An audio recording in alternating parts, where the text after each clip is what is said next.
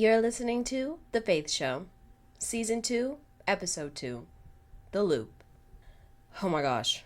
Oh my gosh. Guys, I know, we both know the best movie of the year so far, probably just in general, Sinners.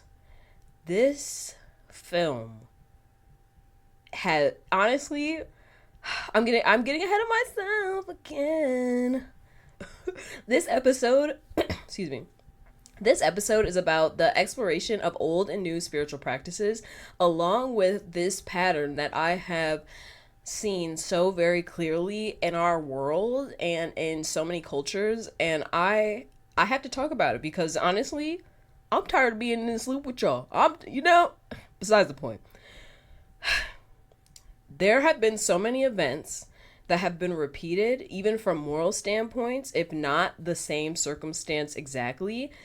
And I really believe, as a society, as a people, not even just only black people, that we need to deprogram our cult mindset of Christian capitalistic ideology. And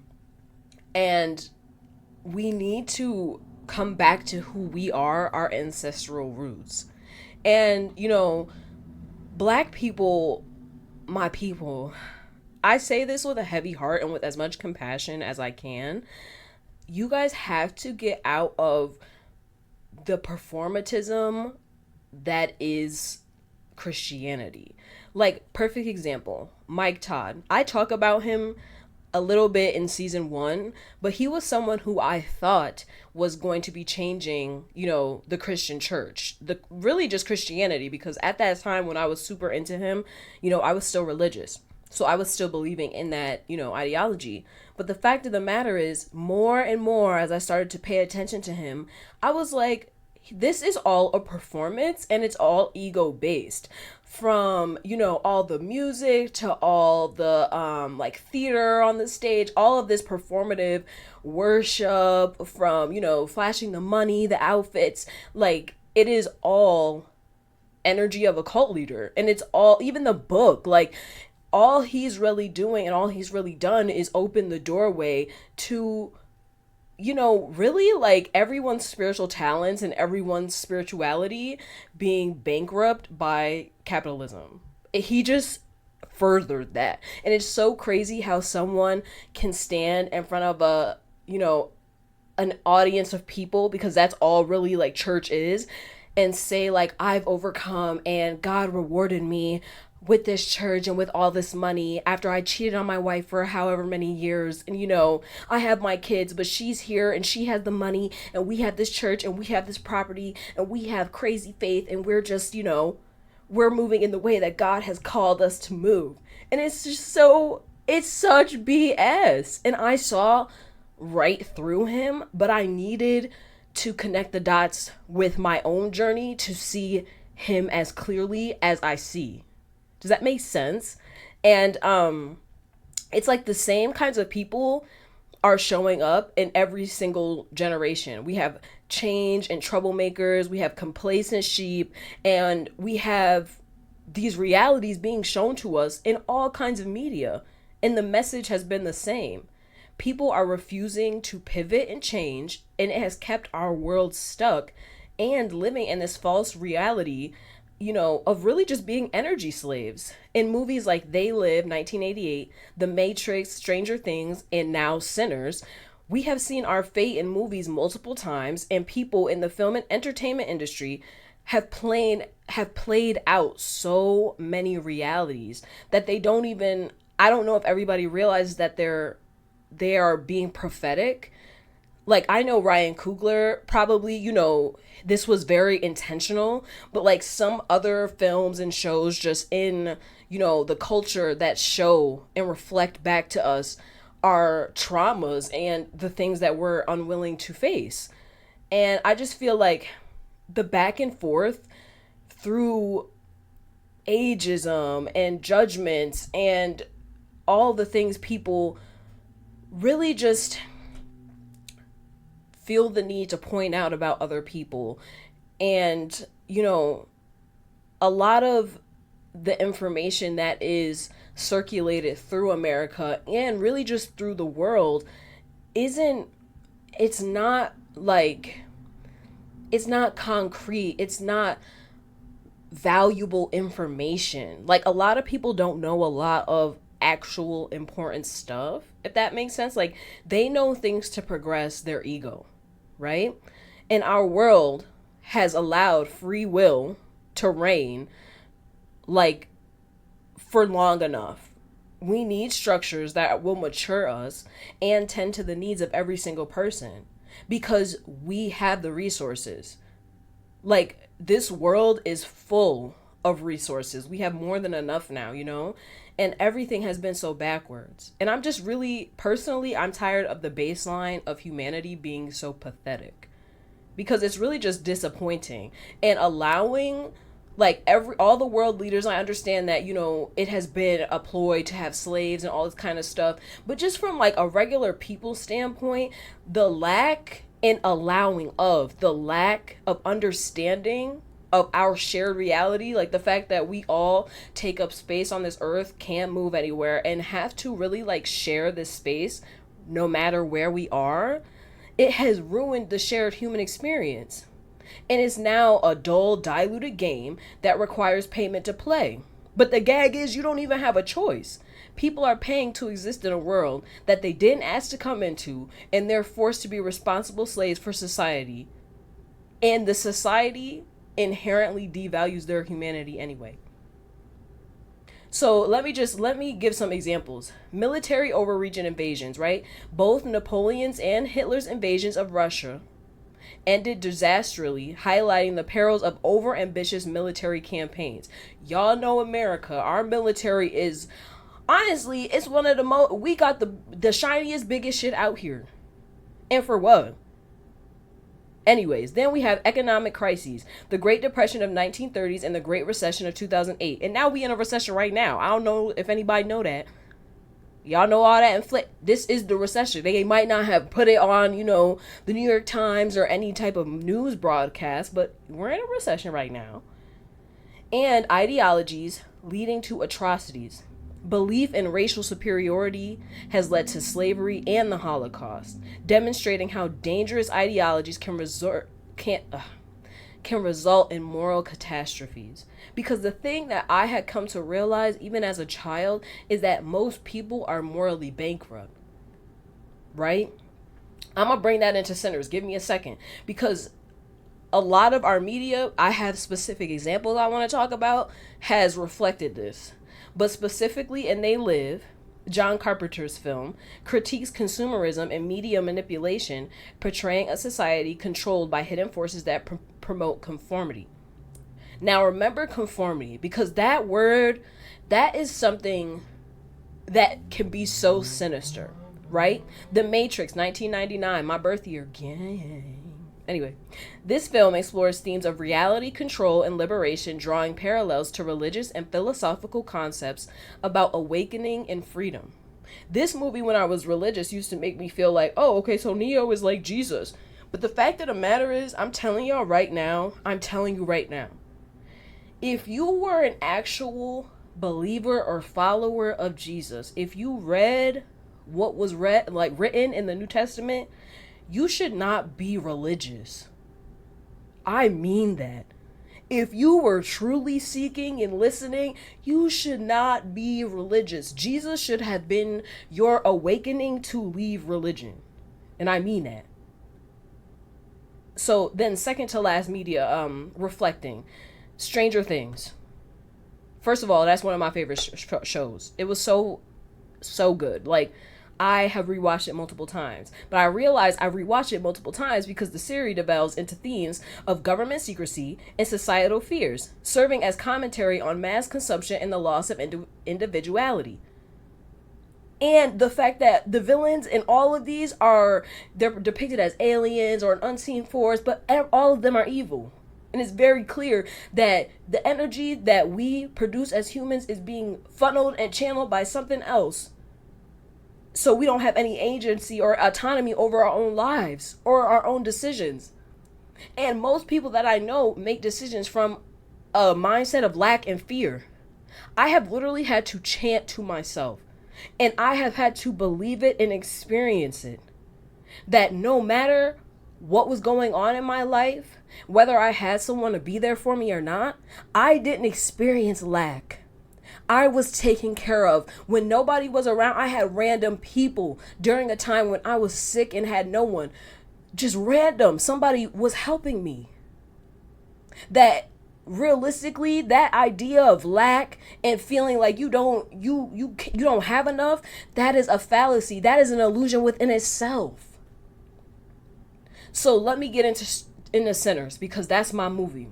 And I want to really, you know, I had to divulge into this because Smoke and Stack remind me of me and my ex best friend Ari. I'm Smoke and she's Stack. The love was undeniable. For me, at least. I have to speak for myself. The love was undeniable. But the fact of the matter was, there became a crossroads. The same way in the movie, there was a crossroads to where we had to decide, are you going to play into the same old mindsets, habits, and ideologies, or are you going to pivot and be wise and realize what's going on? And the fact of the matter is, our society, that archetype Stack, he is an archetype of a person, and they feel emotionally or practically stuck. And it could be, it could be due to the unwillingness to change or to just face the difficult truths, which are, one and the same. And it really is representing a major block in both like personal growth for individual people and societal progress. And in a broader context, it's this unwillingness to evolve. And it's why so many systems and structures in the world seem stagnant. Because people like Stack, who are resistant to necessary change, hold on to outdated beliefs and behaviors that limit their growth. It's limiting their growth not just for them, but it's limiting the growth for people around them. Because I have realized very, very quickly that in creating my group, North Tonawanda Uncensored, you guys have to check that out. It's on my link tree. There's a clear bias and there's a clear silencing of anyone who wants to speak out or speak against the loop. And the space that I created, I can see who's, watching. I can see who tries, and people really do not understand how them holding on to past beliefs traps anyone from growing freely. Because as soon as someone speaks out, y'all ready to trap them. You ready to laugh at them. You ready to keep them in a mindset that is keeping you miserable. And the fact of the matter is, I don't know if this type of person will ever break free. It is very rare.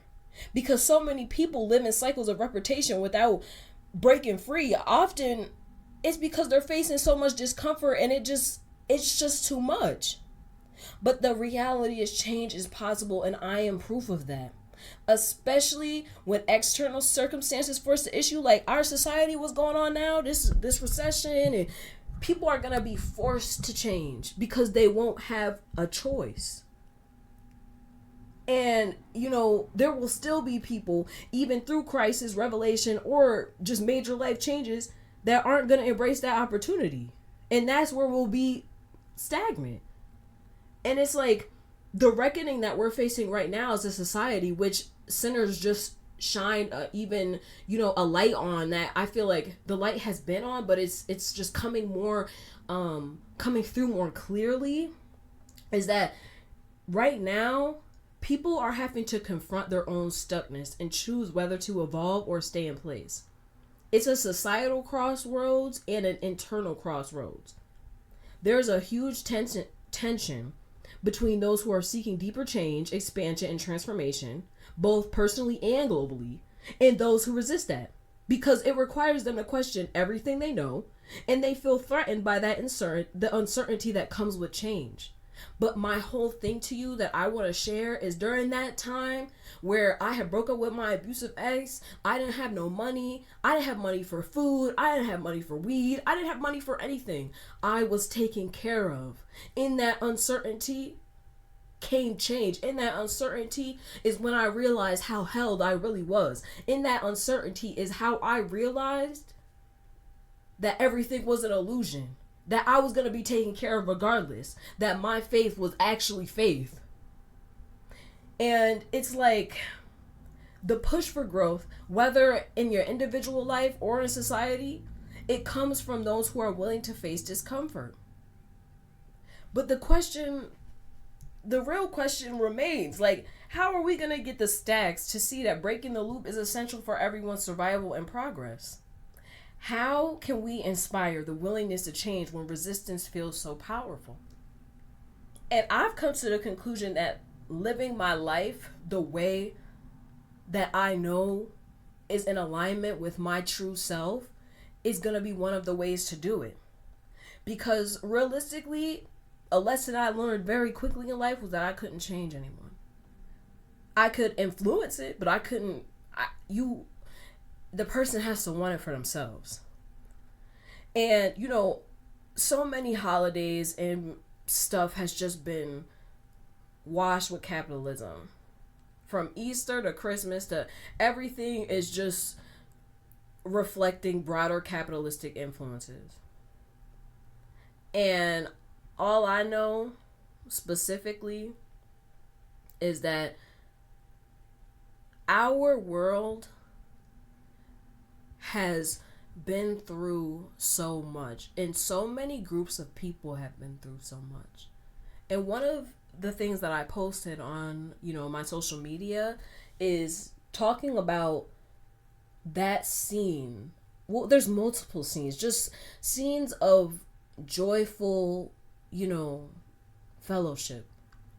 And I hear so many Black people talk about how, joy is our revolution and joy is the way that we're gonna win. But the fact of the matter is, like, did joy stop what happened with Remnick? Did joy stop that place from burning or people dying? It's like, no. Joy can't be, the pacifier. I understand that may be a desire because I understand the tiredness. But joy can't be the pacifier. It's not the armor. It's beautiful, but it's not a shield. And joy, it's a moment. It's not a guarantee of safety. And for so many people, so many generations, we have omitted memory and we have omitted the truth. We are deserving of the truth and we are deserving of the memories. I really want people, if you haven't seen the movie, to go see Sinners. I have watched it more times than I can count at this point. Because every single time I watch it, it's like revealing to me every single thing that I've always felt deep in my bones and in my soul has been true. And I broke the loop for myself. And my life is about to blossom in ways that I could only dream of because I was willing to face myself. And I want that for people. I can't say I want it for everyone because some people don't even want it for themselves, and I'm not gonna force nothing. I'm not the pastor. I'm not the cult leader. I'm not Remnick. Like I said, I'm not the pastor either because it's a cult there too. Let me just add to this one little story real quick. I literally had a pastor up here in Buffalo when I was here living with my ex. I went to him. That one church, the Greater Emmanuel Church up here in Buffalo, it was recommended to me by a previous religious mentor, Paula, and those people were the most performative religious people I ever met. From taking me and my ex at the time to dinner, somebody paid for it. They didn't even pay for it. Him, I was humming some of the gospel hymns that I remember, and he was telling me that he could feel that soul, that same soul that Sammy and Slim were referencing. But he was not willing to help me. He was not willing to face himself to be able to even help me. He had an attitude. He was like, you're coming to me for help. Like, he was not any way, shape, or form who I would deem a pastor to be, right? In my mind. I do want to say this though. I understand that tracing our ancestry is difficult. Like, a lot of people don't even feel safe doing it, but the fact of the matter is, like, what is safe in our world? Like, I remember when I did my 23andMe, everybody was like, they're gonna have your DNA now. Like, bro, like, why do you guys care about the most insignificant stuff? Like, do you want to find out who you are or not? Are you gonna take the risk? Are you gonna figure it out? Or are you just gonna be like, yeah, I'm a black American. I'm African American. You're actually African. Oh, I know y'all don't like to, y'all don't want to accept that. Anyways, I am so excited to just like keep going with all my new episodes and new everything, and to show you guys everything that's gonna happen. I have so many ideas. I keep saying that, but I do. I have so many ideas. You know, and when you're stuck in survival mode, you're literally like creatively blocked. It's literally like you're just stagnant. And, you know, in the switch from surviving to living, I have so much, capacity for actually exuding the creative freaking talents, or, any of it. Like, my phone and social media has become like my wand, a way to cast my spell. And that's exciting because I feel like that's what technology is really for, if you are using it in the right way. And all I had to say is that I'm excited to cast my spell of love all on y'all. And truth. And hopefully we can all have a better life and have better imaginations of life, because this life sucks. Okay? Okay. I love you guys.